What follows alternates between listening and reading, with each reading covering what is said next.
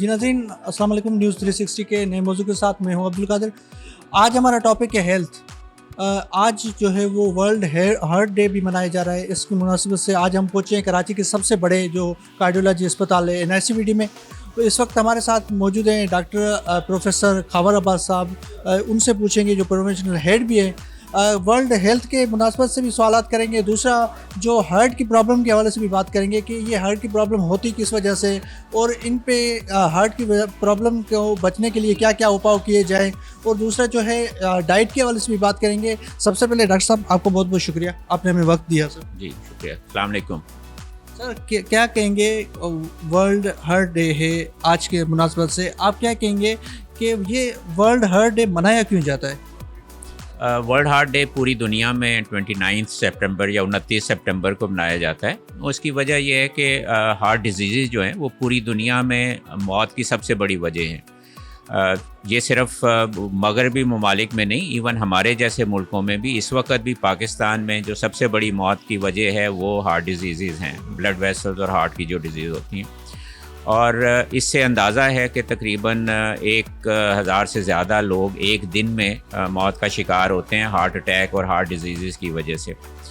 अब ये जो वर्ल्ड हार्ट डे मनाने का मकसद ये है कि इससे अवेयरनेस पैदा की जाए, क्योंकि ये हमें मालूम है कि इसमें जो 90% अमवात हैं उससे बचा जा सकता है अगर आप बचाव की तरकीबें जो हैं वो इस्तेमाल करें। तो इसी अवेयरनेस को पैदा करने के लिए पूरी दुनिया में ये वर्ल्ड हार्ट डे मनाया जाता है, और पाकिस्तान में भी इसी मुनासबत से ये वर्ल्ड हार्ट डे मनाया जाता है। और NICVD जो ज़ाहिर है एक प्रीमियर इंस्टीट्यूट है हार्ट हेल्थ के हिसाब से, तो इसकी एक ज़िम्मेदारी भी है कि हम लोगों को अवेयरनेस पैदा करें इस चीज़ के बारे में, वर्ल्ड हार्ट डे के बारे में। ये बताइए, ये हार्ट का प्रॉब्लम होता क्या है, कि कौन कौन सी वजूहत हैं जिसकी वजह से ये हार्ट के प्रॉब्लम होते हैं, जिसकी वजह से लोग जो है वो बिस्तर पर, फिर वो मामले हल ही नहीं होते हार्ट के प्रॉब्लम, इस पर थोड़ा बताइए। जी देखिए, पहली चीज़ तो कहते हैं कि हार्ट में जो प्रॉब्लम होती हैं वो तो बहुत सारी तरह से हो सकती हैं। बच्चों में पैदाइशी नुक्स पैदा हो सकते हैं बनने में हार्ट के। इसी तरह हार्ट के अंदर वैल्व्स होते हैं जो खून का दौरान जो है वो उसको डायरेक्ट करते हैं, वन वे वैल्व की तरह होते हैं, उनमें प्रॉब्लम्स हो सकती हैं, उनकी वजह से भी चीज़ें होती हैं। दिल के अंदर बिजली का निज़ाम भी है और उसमें प्रॉब्लम्स की वजह से भी बाद का दिल की तकलीफ़ें हो सकती हैं। लेकिन जो मैं पहले ज़िक्र कर रहा था, मौत की वजह जो है और हार्ट अटैक जो है वो इससे मुख्तलिफ चीज़ है। वो ये है कि जो दिल के पट्ठों को खून की सप्लाई होती है, उन आर्टरीज़ में अगर ब्लॉकेज होता है तो उसकी वजह से जो दिल के पट्ठों को नुकसान होता है उसको हार्ट अटैक कहते हैं। और ये जो सबसे बड़ी जो वजह मौत की हैं वो बाकी बीमारियां नहीं, सबसे बड़ी वजह यही है और यही प्रिवेंटेबल भी है। तो जो ये वाली जो वजह है, जो दिल की शरियानों में ब्लॉकेज होने की वजह से जो तकलीफ़ होती है, जिसको एंजाइना या हार्ट अटैक कहते हैं, आम तौर पे इसमें ये होता है कि सीने में दर्द महसूस होता है या सांस लेने में तकलीफ़ महसूस होती है। और ये जो उसमें हार्ट के पट्टे डैमेज होते हैं, जो वो हार्ट अटैक जिसको कहते हैं। और उसके लिए जो जैसे NICVD में सबसे जो बेहतर इलाज है वो ये है कि उस नस को जो बंद है आप जितनी जल्दी खोलेंगे तो दिल के जो पट्टों को नुकसान है उसको कम से कम किया जा सकता है। तो इसमें जो फैसिलिटी होती है उसको एंजियोप्लास्टी कहते हैं या स्टेंट लगाना कहते हैं, ताकि वो जो ब्लॉकेज है उसको हटा दिया जाता है। NICVD वो फ्री ऑफ कॉस्ट करता है और हमारे सैटेलाइट सेंटर्स हैं उनके थ्रू भी करता है। लेकिन इसमें एक ज़िम्मेदारी आम लोगों की भी है, क्योंकि अगर आप खुदा ना खास्ता किसी को दिल का दौरा हो रहा है, अगर वो 4 घंटे 6 घंटे के बाद यहाँ पे पहुँचेगा तो अगर उसको स्टेंट हो भी जाएगा तो उसके दिल के पट्टों को ऑलरेडी कुछ नुकसान हो चुका होता है, और जो मर जाते हैं दिल के पट्टे या मुर्दा होते हैं उनको वापस नहीं किया जा सकता। तो इसलिए ये बहुत ज़रूरी है कि हार्ट अटैक का अगर शुबा हो तो जितनी जल्दी आप उसकी तशख़ीस करा लें। तो इसलिए NICVD ने चेस्ट पेन यूनिट बनाए हैं पूरे कराची में, मुख्तलिफ़ जगहों पे हैं। जो आपसे नज़दीकी चेस्ट पेन यूनिट है आप फ़ौरन वहाँ पे पहुँचें, आप ECG कराएं। अगर ECG नॉर्मल निकलती है और दिल का मसला नहीं है तो बहुत अच्छी बात है, लेकिन अगर खुदा न खास्ता ये हार्ट अटैक है तो फिर फ़ौरन वहाँ से आप मेन हॉस्पिटल में आएंगे और वहाँ फ़ौरन आपकी एंजियोप्लास्टी हो, ताकि ये दिल को नुकसान जो है, जो इरिवर्सिबल डैमेज है, उससे बचा जा सके। जी डॉक्टर साहब, ये बताएं, अक्सर हम सुनते हैं कि जीन में मसला होता है, कि जीन जो वालिदैन से होता है, कभी वालिदैन को होता है, उसके बाद बच्चों में भी ब्लड प्रेशर की भी बीमारी बढ़ती है, उसके बाद शुगर की बीमारी बढ़ती है। क्या शुगर और ब्लड प्रेशर की वजह से भी और वालिदैन की जीन की वजह से भी हार्ट के प्रॉब्लम होते हैं? جی بالکل، جو یہ ہارٹ کی یہ والی پرابلم ہے جو شریانوں میں تنگی کی وجہ سے اور ہارٹ اٹیک ہوتا ہے، اس کی جو وجوہات ہیں وہ دو طرح سے ہیں. ایک وہ ہے جن کو ہم تبدیل نہیں کر سکتے، اور اس میں ایک یہ موروثی بھی ہے کہ میرے والدین میں اگر وہ مرض ہے تو مجھے بھی ان سے کچھ تھوڑا سا اس کا حصہ ملے گا. اور اس کے علاوہ ایج کے ساتھ ہے کہ اگر آپ کی جیسے جیسے ایج بڑھتی ہے تو اس میں بلاکیج ہونے کے چانسز بڑھتے جاتے ہیں. اسی طرح مردوں میں پہلے جلدی بلاکیج ڈیولپ ہونے کے چانسز ہوتے ہیں، عورتوں میں بھی بلاکیجز ڈیولپ ہوتے ہیں، لیکن عام طور پہ وہ بچے کی پیدائش کرنے کی جو عمر صلاحیت گزر جاتی ہے، مینوپاز جس کو کہتے ہیں، اس کے بعد ان میں یہ شرح زیادہ بڑھتی ہے. تو یہ تینوں وجہ ایسی ہیں جن کو ہم تبدیل نہیں کر سکتے، لیکن زیادہ تر وجوہات جو ہیں وہ ایسی ہیں جن کو ہم بدل سکتے ہیں، بہتر کر سکتے ہیں. تو اس میں جو آپ پوچھ رہے تھے کہ ہائی بلڈ پریشر اگر کنٹرول نہیں ہے تو وہ بھی ایک وجہ ہے. اسی طرح ڈائبٹیز یعنی شوگر ہائی ہونا، وہ اگر کنٹرول نہیں ہے تو وہ بھی ایک وجہ بنتی ہے. اسی طرح کولیسٹرول یا جسم میں چکنائی، اس کی زیادتی اور وہ کنٹرول نہیں ہے اور اس کا علاج نہیں ہے تو وہ بھی وجہ بنتی ہے. اسی طرح اور جو ایک بیسک وجہ ہے جو ان تینوں کو بھی بڑھاتی ہے، وہ وزن زیادہ ہونا ہے.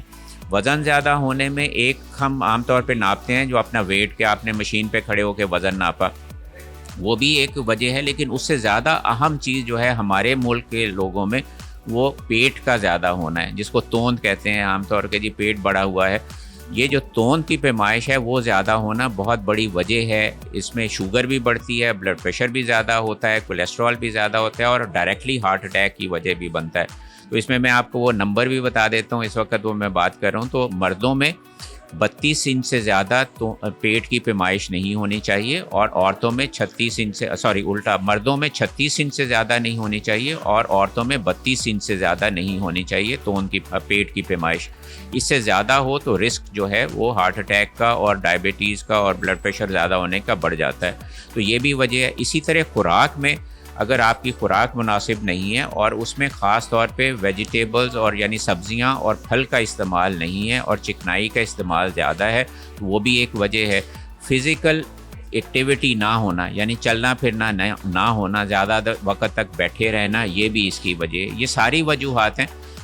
ایک جو وجہ میں آخر میں ذکر کرتا ہوں وہ سٹریس بھی ہے، یعنی آپ کا ذہنی پریشانی کا زیادہ ہونا، وہ بھی ایک وجہ ہے. تو یہ سب وجوہات ہیں جو تحقیق نے ثابت کی ہوئی ہیں کہ یہ ہارٹ اٹیک کی وجہ بن سکتی ہیں. لیکن یہ جو میں نے آخر میں 9 وجہ بجائی ہیں، یہ 9 کی 9 ایسی ہیں جن کو ہم تبدیل کر سکتے ہیں، اور اگر ہم ان وجوہات کو بہتر کر لیں تو 90% رسک ہارٹ اٹیک کا کم کیا جا سکتا ہے. صاحب آپ نے ڈائٹ کی بات کی، ڈائٹ کو ایسی ہونی چاہیے جس وجہ سے ہمارے ناظرین کو بتائیے کہ وہ ہارٹ کے پرابلم سے بچیں، کیونکہ ہارٹ کا پرابلم جس طریقے سے آپ نے بتایا کہ پاکستان میں ریشو بڑھ رہا ہے اور اسٹریس بھی آج کل پاکستان میں جس طریقے سے ڈپریشن بڑھ رہا ہے. ہم عموماً دیکھتے ہیں گاڑیوں میں لوگ بیٹھے بیٹھے اسٹریس زیادہ لیتے ہیں، اس سوال سے گھریلو مسائل کی وجہ سے بہت زیادہ اسٹریس بھی بڑھ رہا ہے. اب آپ بتائیں کہ اس اسٹریس کو کم کرنے کے لیے یا ڈائٹ کو کم کرنے کے لیے کون کون سی چیزیں اپنانی چاہیے تاکہ یہ انسان جو ہے ہارٹ کے پرابلم سے بچ سکے؟ اوکے، تو میرا خیال باری باری بات کر لیتے ہیں. پہلے خوراک کے بارے میں بات کر لیتے ہیں. خوراک میں 2 چیزیں ہونی چاہیے. پہلی چیز تو یہ کہ آپ کتنا کھا رہے ہیں.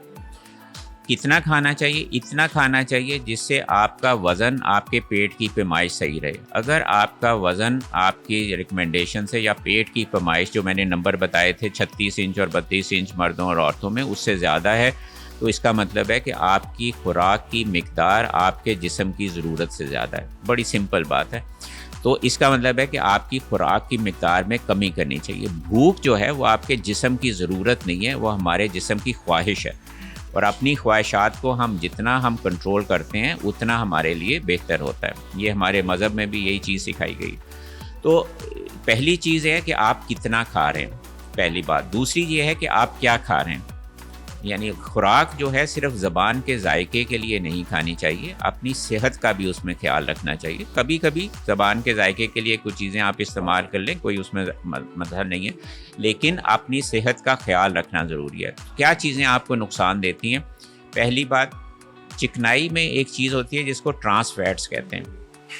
ٹرانس فیٹس ڈیفینیٹلی ہر پروون ہے، کلیئرلی کنسنسس ہے کہ وہ آپ کے لیے زہر ہے. تو بناسپتی گھی میں ٹرانس فیٹس ہوتے ہیں، تو بناسپتی گھی کا استعمال جو ہے وہ کم سے کم بلکہ نہیں کرنا چاہیے. ویجیٹیبل آئل جتنے ہوتے ہیں ان سب میں کولیسٹرول بذات خود نہیں ہوتا، لیکن ویجیٹیبل آئل کو جب سخت کرتے ہیں بناسپتی گھی بنانے کے لیے یا مارجرین بنانے کے لیے تو اس پروسیس میں اس میں ٹرانس فیٹس بنتے ہیں. اسی طرح جب ویجیٹیبل آئل کو آپ زیادہ دیر تک پکاتے ہیں اور اس کا رنگ بدلنا شروع ہو جاتا ہے تو اس میں بھی پھر ٹرانس فیٹس پیدا ہونے کی ہوتی ہے. یہ میں نے پہلے جیسے کہا کہ یہ زہر ہے اور آپ کی شریانوں میں بلاکیج کی ایک بہت بڑی وجہ، وہاں ڈیمیج کرتا ہے. تو پہلی ہمیں خوراک میں چکنائی کا خیال رکھنا چاہیے، وہ چیزیں جن میں ٹرانس فیٹس ہے وہ نہیں استعمال کرنی چاہیے. نمبر 2، ویجیٹیبل آئل کولیسٹرول نہیں ہے اس میں، لیکن ویجیٹیبل آئل کی مقدار کو ہمیں محدود رکھنے کی ضرورت ہے. ریکمنڈیشن یہ ہے کہ 1 لیٹر آئل ایک شخص کے لیے 1 مہینے کے لیے اس سے زیادہ نہیں ہونا چاہیے، جس کا مطلب یہ ہے کہ آپ ڈیپ فرائیڈ چیزوں کا استعمال نہیں کر سکتے. آپ جو سموسے پکوڑے جو عام طور پہ بہت زیادہ کھائے جاتے ہیں اس میں آپ امیجن کریں کہ ایک تو یہ کہ جو آئل کی کوالٹی ہے یا وہ کیا ہے، نمبر 2 اس میں کتنا زیادہ آئل چلا جاتا ہے. تو ہمیں ڈیپ فرائیڈ چیزوں سے احتیاط کرنا چاہیے. نمبر 2، گوشت کا استعمال جس میں مرغی بھی شامل ہے کم استعمال کرنا چاہیے. میں صرف وہ چیزیں بتا رہا ہوں جس میں کلیئرلی کوئی ڈیبیٹ نہیں ہے، یعنی ایسا نہیں ہے کہ جی آپ اس میں، تو اس کو کم سے کم استعمال کرنا چاہیے.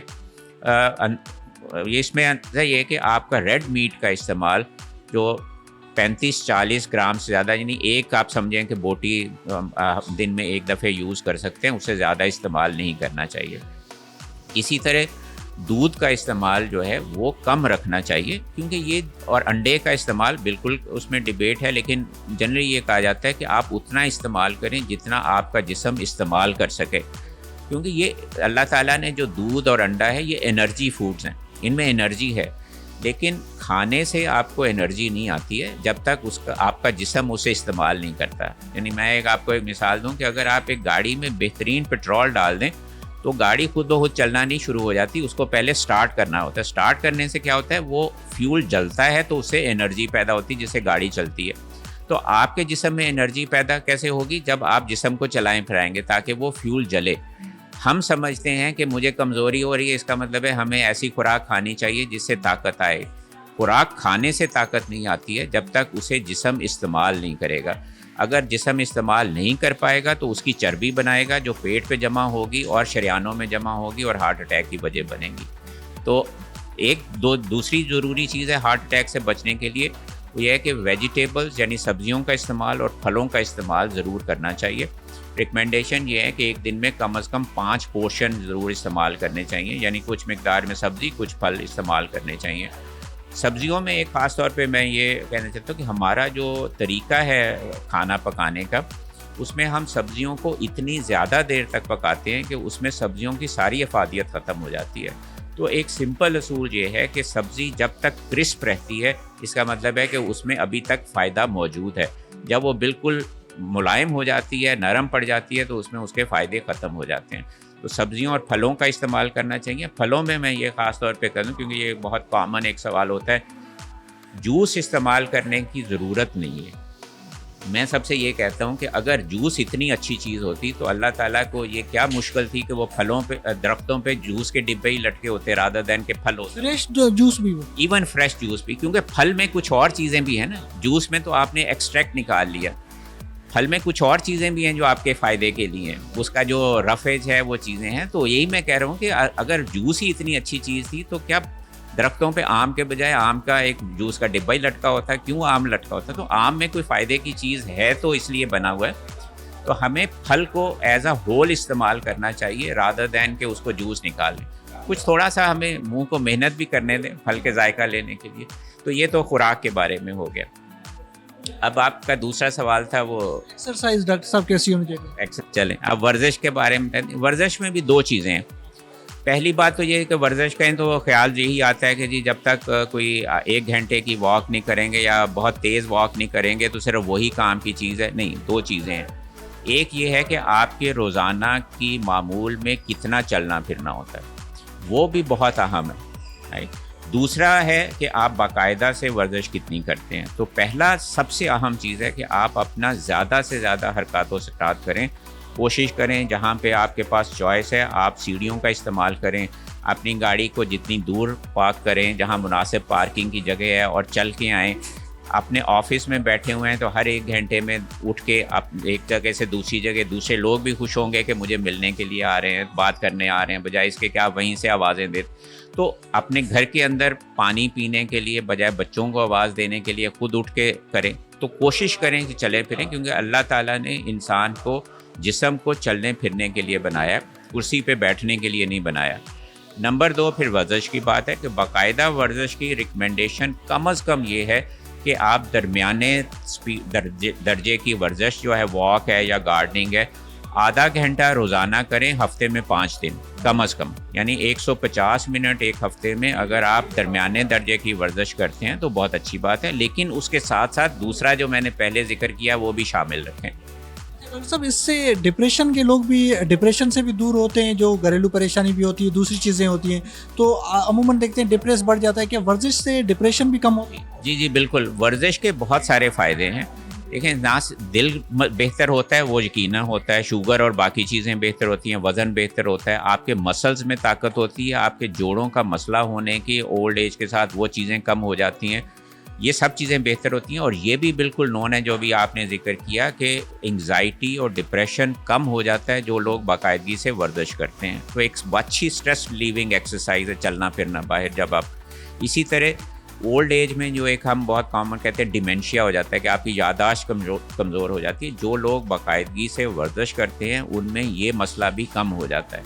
یعنی آپ اپنے آئندہ والی آنے والی عمر جب بڑھاپا آئے گا اس کو بھی بہتر بنا رہے ہیں اگر آپ باقاعدگی سے ورزش کرتے ہیں. بہت شکریہ ڈاکٹر صاحب, آپ نے ہمیں وقت دیا, آپ بڑی اچھی باتیں آپ نے بتائی, آپ کا بڑی ہمیں بہت نالج بھی ملی. جی ناظرین, آپ نے ڈاکٹر خاور عباس صاحب کی باتیں سنی. انہوں نے یہ بتایا کہ کس طریقے سے ورزش کرنی چاہیے, کس طریقے سے ڈائٹ ہونی چاہیے, اور کس طریقے سے ہارٹ کے پرابلم سے بچا جائے. اور ہمارے پاس جو پاکستان میں ہارٹ کا پرابلم دن بدن جو بڑھ رہا ہے اس سے بھی جو ہے ہم جو ہے وہ کنٹرول کر سکتے ہیں. مجھے اجازت دیجیے کسی نئے پروگرام کے ساتھ, کسی نئے موضوع کے ساتھ. تب تک کے لیے اللہ حافظ.